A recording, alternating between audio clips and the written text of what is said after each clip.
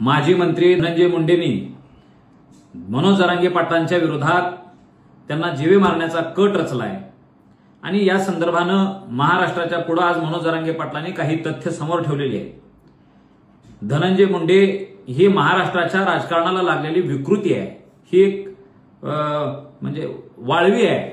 ह्या वाळवीला कुठलं तरी औषध फवारून नष्ट करण्याची गरज आज महाराष्ट्रासमोर निर्माण झालेली आहे। खऱ्या अर्थानं बीडचा बिहार केला म्हणण्यापेक्षाही बिहारपेक्षाही वाईट परिस्थिती आज बीडमध्ये जी निर्माण झाली त्याला कारणीभूत हा धनंजय मुंडेच आहे। कारण ह्या धनंजय मुंडेंनी ऑर्गनाइज्ड क्राईम म्हणजे संघटित गुन्हेगारीला मोठ्या स्वरूपात आश्रय दिलेला आहे आणि त्या पद्धतीनं त्यांनी त्यांचा वाढ केलेली आहे।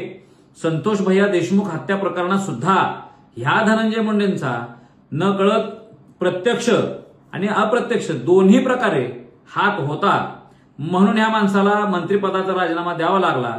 परंतु सत्तेचा आधार घेत ह्या धनंजय मुंडेला बऱ्यापैकी वाचवण्यामध्ये सत्तेला यश आलेलं होतं। परंतु माझा आज महाराष्ट्राच्या सगळ्या जनतेला आव्हान आहे, वंजारी समाज बांधवांना सुद्धा आव्हान आहे की बाबा धनंजय मुंडे सारख्या नेत्याला आपण महाराष्ट्रात ठेवायचा आहे किंवा नाही ठेवायचा आहे याचा विचार करण्याची गरज आहे।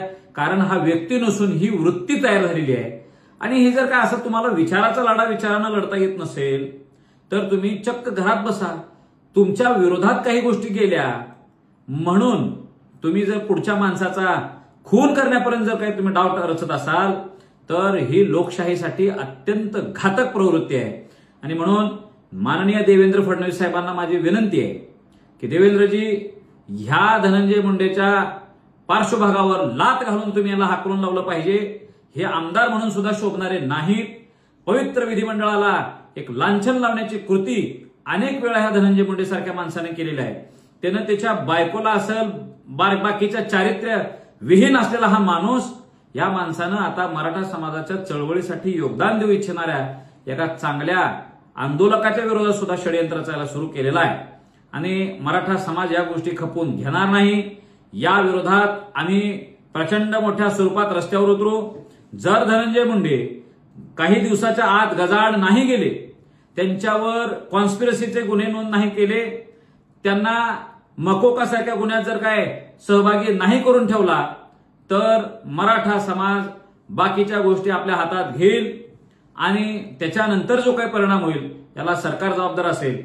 माझं विधानसभा अध्यक्षांना सुद्धा आव्हान आहे की तुम्ही तात्काळ धनंजय मुंडेंचा राजीनामा घ्या, त्यांच्यावर कारवाई करा आणि धनंजय मुंडे येणाऱ्या हिवाळी अधिवेशनात नागपूरमध्ये दिसला नाही पाहिजे याची तजवीज करा। एवढंच बोलतो। धन्यवाद। जय शिवराय।